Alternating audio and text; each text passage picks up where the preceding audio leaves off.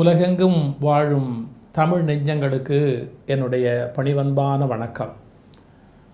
அண்மையில் நான் ஒரு இடத்துல தங்கி இருந்தபோது என்னை ஒரு இளைஞர் அவருடைய துணைவியாரோட கைக்குழந்தையோட பார்த்தார். அவர் சொன்ன செய்தி எனக்கு ரொம்ப வியப்பாக இருந்தது. அதாவது வியப்புனா எனக்கு மிகப்பெரிய வியப்பு தந்த செய்தி. அது என்ன, ஒரு சங்கம் இருக்குது. அந்த சங்கம் எப்படிப்பட்ட சங்கம் அப்படின்னு கேட்டால், மதுவினால் தங்களுடைய வாழ்க்கையை வீணாக்கி கொண்டவர்கள் மறுபடியும் நம்ம எந்திரிச்சு வெளியே வரணும், நம்மளை காப்பாற்றிக்கணும், அதுலேருந்து நம்மளை எடுத்து நிறுத்தணும் அப்படி உணர்வுடையவர்கள். அதாவது குடியை கெடுக்கும்னு சொன்னால் பாருங்கள், அப்படி வாழ்க்கையில் வீணாக கீழே போயிட்டு அது ஒரு நோயாக மாறிடுது, குடி நோயாக. அதுலேருந்து வெளியே வரணும் அப்படிங்கிற அந்த வீறு கொண்டு அதை ஒரு உறுதியாக்கி நடத்துகிறவர்கள் சங்கம் வச்சுருக்கிறாங்க. ஒரு பெரிய ஆச்சரியம் பாருங்கள், உலகம் முழுக்க அதனுடைய கிளை இருக்குது. எனக்கு இவ்வளோ நாள் அது தெரியாது. ஏஏ, ஆல்கஹாலிக்ஸ் அனானிமஸ் அப்படின்னு அந்த அமைப்பினுடைய பெயர். இது நான் முதல்ல அவர் சொன்னபோது எனக்கு அதை என்னால் அவ்வளோ தூரத்துக்கு நம்ப முடியல. ஏன்னா மது அருந்துகிறவர்களுக்கு யாருமே அறிவுரை சொல்ல முடியாது. அறிவுரைகளை எல்லாம் கேட்டுக்கிற, அவற்றை சிந்திக்கிற, அதிலேருந்து மறுத்து நமக்கு ஒரு முடிவு எடுக்கிற ஒரு துணிச்சல் எல்லாமே மது விழுங்கிடும். அப்படி இருக்கிற போது சிந்திக்கிற பகுதியவே மூளையில் போய் அது டோட்டலாக அரெஸ்ட் பண்ணிடுறதுனால அவங்களுக்கு நம்ம புத்தியெல்லாம் சொல்ல முடியும் அப்படிங்கிறது என்னால் முதல்ல நம்ப முடியல. நான் கேட்டேன், நீங்கள் ஏதாவது டாக்டர்ஸ் மருந்து கொடுக்குறாங்களா? ஏன்னா இப்போ குடியை நிறுத்துறதுக்கு மருந்து, மாத்திரை, மருத்துவமனைகளே இருக்குது. அவங்க கொடுக்குற அந்த மருந்துகளால் என்ன ஆகிடும், அவங்களால குடிக்க முடியாது. அதை எடுக்கும்போதே கொமட்ட ஆரம்பிச்சிடும். அப்போ அவங்க வேறு வழியே இல்லாமல் கொஞ்சம் கொஞ்சமாக அதை விட்டுட்டு வருவாங்க. அப்புறம் மனநல மருத்துவமனையில் அதுக்கு சில பயிற்சிகள் கொடுக்குறாங்க, சில விதமான ப்ராக்டிசஸ். இதெல்லாம் கொடுக்கறது மூலமாக அதிலேருந்து வெளியே கொண்டு வரத்துக்கு உலகம் முழுக்க பல அமைப்புகள் இயங்கிக்கிட்டு இருக்கு. இந்த நண்பர் சொன்னபோது என்னால் அதை முதல்ல ஏற்றுக்க முடியல. சங்கம் வச்சுருப்போம் சார் அப்படின்னு சொன்னார். அப்படியா, சொல்லுங்கள், ரைட், என்ன பண்ணுவீங்க? நாங்கள் தினம் சந்திப்போம் அப்படின்றார். ஓ, ஏன் தினம்? இப்போ மற்ற சங்கங்கள்லாம் வியாழக்கிழமை, வெள்ளிக்கிழமை, ஞாயிற்றுக்கிழமைன்னு சொல்லும்போது நீங்கள் தினம். ஐயா, இந்த நோயிலேருந்து மீள்வது ரொம்ப கடினம். அதை நோயின்னு தான் அவர் சொல்கிறார். உண்மை தான். அது ஒரு எல்லைக்கு மேலே குடி நோயாகிடுது. என்ன கஷ்டம் அப்படின்னு கேட்டால், தினம் குடிக்கணும் அப்படிங்கிற அந்த டெம்ப்டேஷன் அது போகாது. அப்போ நாங்கள் எங்களை காப்பாற்றிக்கணும். அந்த மாதிரி உணர்வு உள்ளவர்கள் ஒரு 10 பேர், 20 பேர், 30 பேர் ஒன்றா சேர்ந்து தினம் ஒரு மணி நேரம் கருத்துக்களை பரிமாறிக்கிற போது எப்படி என்னுடைய குடும்பம் அதில் வீணாக போச்சு, நான் எப்படி கஷ்டப்பட்டு அதுலேருந்து மேலே வந்தேன், என்னென்ன நடந்தது, இந்த நகையை நண்பர்கள்ட்டேருந்து எடுத்துக்கிட்டு போயிட்டு ஒரு செய்தி பாருங்களேன். ஒரு ஆத்மார்த்தமான நண்பருடைய மோதிரத்தை ஒருத்தர் திருடிட்டார். அந்த நோய்க்கு அடிமையானதுக்கப்புறம் சார் அதெல்லாம் தோணாது. திருடிட்டார்னா அந்த மோதிரத்தை வாங்கி தான் போட்டுக்கிற மாதிரி போட்டுட்டு அதை கொண்டு போய் விற்றுட்டு குடிச்சிட்டார் அவர். ஆனால் இந்த சங்கத்துக்கு வந்ததுக்கப்புறம் அவர் ரியலைஸ் பண்ணி அந்த நண்பர்கிட்ட போய் தான் அதை எடுத்துட்டேங்கிறத சொல்லிவிட்டு மறுபடியும் ஒரு காலத்துக்கு பிறகு அந்த மோதிரம் அதே மாதிரி வாங்கி கொடுத்துட்டார். எவ்வளோ பெரிய விஷயம் யோசிச்சு பாருங்கள். நம்ம இப்படி ஒரு தவறு பண்ணிட்டோம் அப்படின்னு தெரிஞ்சு அது மாதிரி சில பேர் கடன் வாங்கி அந்த கடனை குடித்து வீணாக்கிட்டு மறுபடியும் கொண்டு போய் அந்த கடனை கட்டி ஜெயிச்சிட்டேன், நான் திருந்திட்டேன், நான் மாறிட்டேன், நான் புது மனுஷன் ஆகிட்டேன் அப்படிங்கிற மகிழ்ச்சியை அந்த மன்றத்தில் ஷேர் பண்ணுறாங்க. அப்போது ஒரு கான்ஃபிடென்ஸ் லெவல் மனசுக்குள்ளே ஒரு உற்சாகம் வரும். ஓ, ஜெயிச்சிடலாம் போல் இருக்கே, நம்ம இதுலேருந்து மீண்டு வெளியே வந்துடலாம் போல் இருக்கே அப்படிங்கிற உறுதி. இந்த தடுமாறிக்கிட்டு இருக்காங்க பாருங்கள், மதில் மேல் பூனை மாதிரி இருக்கிறாங்கல்ல, அவங்களுக்கு அந்த செய்தி போகுது. நான் கேட்டேன், ஏன் தினம் சந்திக்கிறீங்க? அவர் சொன்ன முதல் காரணம், டெய்லி குடிக்கணுங்கிற டெம்ப்டேஷன் இருக்குமே, அதுலேருந்து வெளியே வரணுமே, அப்போ எங்கள் மனசில் ஒரு பாதுகாப்பு அரண் வேணுமே, அன்றைக்கி சந்தித்து பேசியாச்சு அப்படின்னு சொன்னால் அன்னைய பொழுது குடிக்காமல் போயிடுச்சு. பெரிய விஷயம் இல்லையா? இந்த ஏஏ அப்படிங்கிற இந்த அமைப்பை உருவாக்குனவர் என்ன சொல்கிறாரு, பியூட்டிஃபுல் ஃபிலாசபி வச்சுருக்கிறார். அவர் எப்படி வச்சுருக்கார் தெரியுங்களா? பொதுவாக குடிக்க மாட்டேன்னு சொல்கிறவங்க என்ன சொல்லுவாங்க தெரியுமா, நாளையிலேருந்து நான் குடிக்க மாட்டேன் அப்படிம்பாங்க. நாளை முதல் குடிக்க மாட்டேன் தங்கமே பாட்டே இருக்குல்ல, நாளையிலேருந்து நான் குடிக்க மாட்டேன் அப்படிம்பாங்க. அதுக்கு சான்ஸே கிடையாதுங்க. அருமையான உளவியல் தெரிந்து அதை அணுகி இருக்கிறாரு இந்த சங்கத்தை அமைச்சவர். என்ன, இன்றைக்கி குடிக்க மாட்டேன், அதான் முடிவெடுக்க முடியும். இன்னைக்கு ஒரு பொழுது நான் குடிக்காமல் எப்படியாவது என்ன நான் நிறுத்திடுவேன் அப்படின்ட்டா இன்றைக்கி இந்த இன்று ரொக்கம் நாளை கடன் மாதிரி இன்றைக்கி குடிக்க மாட்டேன் அப்படி தான் 5 வருஷம் 6 வருஷம் 7 நாளைக்கு எந்த கேரண்டியும் இல்லை. மனுஷன் எப்போ சறுக்குவான்னு யாருக்குமே தெரியாது. இன்றைக்கி குடிக்க மாட்டேன், அந்த உறுதியை நான் காப்பாற்றணும், அதனால் அன்னன்னைக்கு நாங்கள் சந்திப்போம் அப்படின்றார்.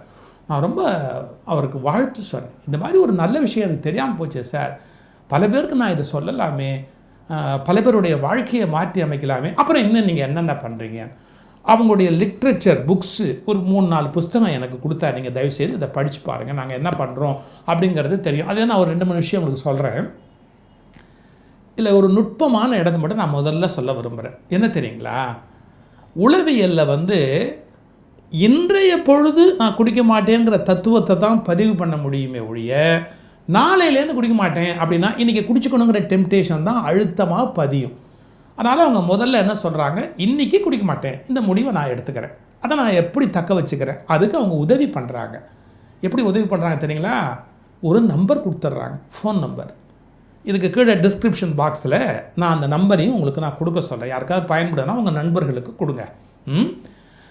அந்த தொலைபேசியை என்ன பண்ணலாம், இது மாதிரி தடுமாறுறவங்க உடனடியாக அந்த தொலைபேசியை தொடர்பு கொண்டு சொன்னால், அவங்க ஏரியாவுக்கு பக்கத்தில் இருக்கிறவங்க, அவங்க ஊரில் பக்கத்தில் இருக்கிறவங்க, இந்த மாதிரி இதே அமைப்பில் தொடர்ந்து இருக்கிறவங்க, அது மாதிரி வாழ்க்கையை முதல்ல போய் எல்லா பள்ளங்கள்லையும் விழுந்து எந்திரிச்சு தன்னை தக்க வச்சு காப்பாற்றி எந்திரிச்சு நின்னவங்க, அவங்களுடைய 4-5 பேருடைய நம்பர் கொடுத்துட்றாங்க. டக்கு நீங்கள் அவங்களுக்கு ஃபோன் பண்ணி பேசுனீங்கன்னா அவங்க உங்களுக்கு பாசிட்டிவ் வைப்ரேஷனை ஏற்படுத்துவாங்க, மன உறுதியை ஏற்படுத்துவாங்க, தான் எப்படி வாழ்க்கையில் ஜெயித்தேன் அப்படிங்கிற விஷயத்த சொல்லுவாங்க. இதை விட ரொம்ப முக்கியமான விஷயம், அவர் சொன்னது ஒரு உளவியல். அந்த குடிக்கணுங்கிற அர்ஜு வந்துருச்சுன்னு சொன்னால் அவருக்கு முதல்ல சாப்பிட ஏதாவது வாங்கி கொடுத்துடணும் சார் அப்படின்னு. ஏன், இந்த மைண்டுக்கு எப்படின்னா திருப்தி, சேஷியேஷன், அதாவது நிறைவு அதுக்கு வரணும் அப்படின்னு சொன்னால் ஒரு அர்ஜு கிளம்பிட்ட உடனே ஒரு டீ, பன்னு, ஒரு சுண்டல், இல்லை 2 வாழைப்பழம் ஏதாவது ஒன்று கொடுத்துட்ட உடனே பிரெயின் என்ன பண்ணிவிடும், சம்திங் ஹேஸ் கம் அப்படிங்கிறத ரிஜிஸ்டர் பண்ணிக்கும். அப்போ அவங்களுக்கு அதை கண்டினியூ பண்ணணுங்கிற அந்த பிடிவாதமான குணம் இல்லாமல் போகும். அது ஒரு ஈஸி விஷயமே அல்ல, பெரிய சர்ச்சையான விஷயம். அதை அவங்க எப்படியெல்லாம் கையாளுறாங்க, இது எப்படி உருவாச்சு அப்படின்னா, ஒரு பெரிய மருத்துவர், அந்த மருத்துவர் பாருங்கள், ஒரு பேஷண்ட்டை பார்ப்பார், அவங்க பணம் கொடுப்பாங்கல்ல, அவங்க அந்த ஃபீஸ் எடுத்துகிட்டு குடிக்க போயிடுவார். இப்படி இருந்தால் அந்த மருத்துவருடைய வாழ்க்கை என்ன ஆகும், திடீர்னு அவருக்கு ஒரு பொறி தட்டுது, தன்னை மாற்றி அமைக்கணும் அப்படின்னு நினைக்கிறாரு, படாத பாடுபட்டு தன்னை மாற்றி அமைக்கிறாரு. அப்போது அவருக்கு ஒரு கம்பெனி அவரோட கூட இது மாதிரியான பாசிட்டிவான எண்ணத்தோடு கூடியவர்கள் சேர்றாங்க. இதையே நம்ம இன்டர்நேஷ்னல் லெவலில் சங்கங்களை ஆக்கக்கூடாது, இது மாதிரி தடுமாறிக்கிட்டு இருக்கிற பல பேருக்கு ஏன் உதவி பண்ணக்கூடாது அப்படின்னு குழுக்கள் அங்கங்கே அமைச்சு, அது ஒரு பெரிய வரவு செலவு பார்க்குற சங்கமே இல்லை. அவங்க ஒருத்தருக்கு ஒருத்தர் செயின் மாதிரி கையை பிடிச்சிக்கிறாங்க. இப்போ நம்ம தண்ணிக்குள்ளே நடந்து போகிறோம், ஒரு ஆற்று வெள்ளமே அடிக்கணும்னா என்ன பண்ணுவோம், இறுக்கி கையை பிடிச்சிக்குவோம், ஒருத்தருக்கு ஒருத்தர் கையை பிடிச்சா நடந்து போயிடலாம். அந்த தண்ணி எப்படி அடிச்சுட்டு போவோம், இந்த தண்ணி அப்படி தான் அடிச்சுட்டு போவோம். அதில் நிற்கணும்னா எப்படி நிற்கிறது, அதுக்கு கையை பிடிச்சிக்கிறதுக்கு வழியாக ஒரு செயின் அவங்க ஃபார்ம் பண்ணுறாங்க. ஒருவருக்கொருவர் ஆறுதலாக இருத்தல், உடனடியாக அந்த தொலைபேசியை எடுத்து அவர்களுக்கு உரிய கருத்துக்களை பரிமாறுதல், பக்கத்தில் இருந்தால் நேரிலே போய் பார்த்துறது, அவங்களுக்கு சாப்பிட ஏதாவது வாங்கி கொடுத்து அவங்க மனசில் ஏதாவது ஒரு சோகம் இருந்தால் அதை மாற்றி ஒருவருக்கொருவர் நட்பு பாராட்டுதல். என்ன அருமையான ஒரு அமைப்பு பாருங்கள். நிறுத்துறதுக்கு ஒரு மனிதன் என்னென்ன முயற்சி பண்ணுறான் அப்படிங்கிறதுக்கு அந்த புத்தகத்தில் ஒரு வழிமுறை சொல்கிறாங்க. என்னென்ன மாதிரி சபதம் எடுத்துருக்குறாங்க. பீர் மட்டும் குடிப்பது, தனியாக குடிக்காமல் இருப்பது, குடிக்கும் தடவைகளை குறைப்பது, காலையில் குடிக்க மாட்டேன் என்று முடிவெடுப்பது, வீட்டில் மட்டும் குடிப்பது, வெளியே குடிக்க மாட்டேன், வீட்டில் ஒருபோதும் குடிக்காமல் இருப்பது என்று முடிவெடுப்பது, வேலை நேரத்தில் குடிக்காமல் இருப்பது, விஸ்கியிலிருந்து பிராந்திக்கு மாறுவது, இயற்கையான ஒயின்களை மட்டும் குடிப்பது, பார்ட்டிகளில் மட்டும் குடிப்பது, வேலை நேரத்தில் குடிபோதில் இருந்தால் வேலையிலிருந்து நீக்கிவிடலாம் என்ற ஒப்பந்தத்தை தானே தன் நிறுவனத்தோடு போட்டுக்கொள்வது. பாருங்கள் எப்படியெல்லாம் கஷ்டப்பட்டிருக்காங்க. ஒப்பந்தத்தை போட்டுக்கொள்வது, உல்லாச பயணம் அடிக்கடி போவது, அங்கே போகிற போது அந்த மனதுக்கு வேறு விதமான ஒரு மகிழ்ச்சி கிடைச்சிருது. அல்லது பயணம் போகிற போது குடித்தால் அப்படி போகாமல் இருக்கிறேன் என்று முடிவு செய்வது, இனிமேல் குடிப்பதில்லை என்று கடவுள் பெயரால் சத்தியம் செய்வது, உறவுகளின் பெயரால் சத்தியம் செய்வது, அதிகமான உடற்பயிற்சி செய்வது, உயர்ந்த உணர்வுகளை ஊட்டும் புத்தகங்களை படிப்பது, ஆரோக்கிய நிலையங்களுக்கு போவது, மனநல காப்பகங்களில் சரணடைவது என்று எண்ணற்ற வழிமுறைகளில் முயற்சித்தோம். இவ்வளோ பண்ணாலும் வெற்றி கிடைச்சிருதா அப்படின்னு பார்த்தா ஃபெயிலியர்ஸ் திரும்பி திரும்பி மறுபடியும் ஏற்படத்தான் செய்கிறது. ஆனால் மனம் தளர்வதில்லை. இவங்க தினந்தோறும் சந்திக்கிற போது நல்ல விஷயத்தை படிக்கிறாங்க. ஒரு விஷயத்தை எடுத்து வச்சு ஒரு கருத்தை படிக்கிறாங்க. ஒரு நினைவு குறிப்பு பாருங்கள். சீன மொழியில் நெருக்கடி என்னும் வார்த்தையில் 2 எழுத்துக்கள் உள்ளன. ஒன்று ஆபத்தை குறிப்பது, மற்றொன்று வாய்ப்பை குறிப்பது. ஒன்று ப்ராப்ளம், ஆபத்து, இன்னொன்று ஆப்பர்ச்சுனிட்டி, வாய்ப்பு. நான் எதிர்கொள்ளும் எல்லா சம்பவங்களிலும் மறைந்திருக்கும் நல்லது, வாய்ப்பு என்ன என்று பார்ப்பது. அதாவது பாசிட்டிவான ஒரு தாட்டுக்குள்ளே தன் மனசை கொண்டு போய் வைப்பது. இவர்களுடைய ஒரு 12 கட்டளைகள், அதாவது 12 கோட்பாடுகள் வகுத்துக் கொள்கிறாங்க. அவங்க ஓப்பனாக ஒத்துக்கிறாங்க. மதுவை பொறுத்தவரை நாங்கள் சக்தியற்றவர்கள் என ஒப்புக்கொண்டோம். வாழ்க்கையை எங்களால் சரிவர நடத்த முடியவில்லை. எங்களை வலிமை பொருந்திய சக்தி மனத்தெளிவை உண்டாக்கட்டும். ஒரு கடவுள் அப்படிங்கிற ஃபோர்ஸ் எங்களை காப்பாற்றட்டும். இப்படி ஒரு கோட்பாடுகளை வகுத்து கொண்டு 12 கோட்பாடுகள் 12 வழிமுறைகள் என்று வகுத்து கொண்டு ஒவ்வொரு சின்ன சின்ன குழுவாக இயங்குகிறார்கள். இந்த கான்செப்ட் இருக்குது சார் என் மனசில் ரொம்ப, அதாவது இதுலேருந்து வெளியே வருவதற்கு கொஞ்சம் தடுமாறி கொண்டிருக்கிற பல பேருக்கு உதவியாக ஒருத்தர் கையை ஒருத்தர் பிடிச்சு மேலே வருவதற்கான வழிமுறையை போதிக்கிறார்கள். எங்கு எப்போது எது நடந்தாலும் நான் உதவுவதற்கு தயாராக இருக்கிறேன் அப்படிங்கிற ஒரு கண்டிஷன், ஒரு பிரதிங்கை எடுத்துக்கொண்டு அந்த குழுவில் அவங்க உறுப்பினராக சேர்றாங்க. நீங்கள் 10 பேரை காப்பாற்றுற நபராக மாறும்போது அந்த சிக்கல்லேருந்து நீங்கள் வெளியே வந்துட முடியும் இல்லையா? எனக்கு இந்த கான்செப்ட் ரொம்ப பிடிச்சது. ஏஏ ஆல்கஹாலிக்ஸ் அனானிமஸ் அப்படிங்கிற அமைப்பு. அதில் ஒரு குறிப்பிட்ட எண் இந்த டிஸ்கிரிப்ஷன் பாக்ஸுக்கு கீழே, ஏன்னா நீங்கள் தொடர்பு கொண்டு அதிலேருந்து வெளியே வருவதற்கான அவசியம் உள்ளவர்களுக்கு வழங்குவதற்காக இதில் இணைக்கப்பட்டிருக்கிறது. இது தவிரவும் ஒவ்வொரு ஊரிலும் இருப்பவர்கள் தொடர்பு கொள்வதற்கு வசதியான எண்கள் அடங்கிய பட்டியல் ஒரு புத்தகமாக இதன் கீழே இணைக்கப்பட்டுள்ளது. அந்த பிலிப் புக், அதனுடைய அடையாளம், அதை நீங்கள் சொடுக்கி பார்த்தால் தாங்கள் அருகாமையில் இருக்கிற ஊரில் உள்ள நபர்கள், நண்பர்கள், உதவக்கூடியவர்களுடைய எண் அதில் குறிப்பிடப்பட்டிருக்கிறது.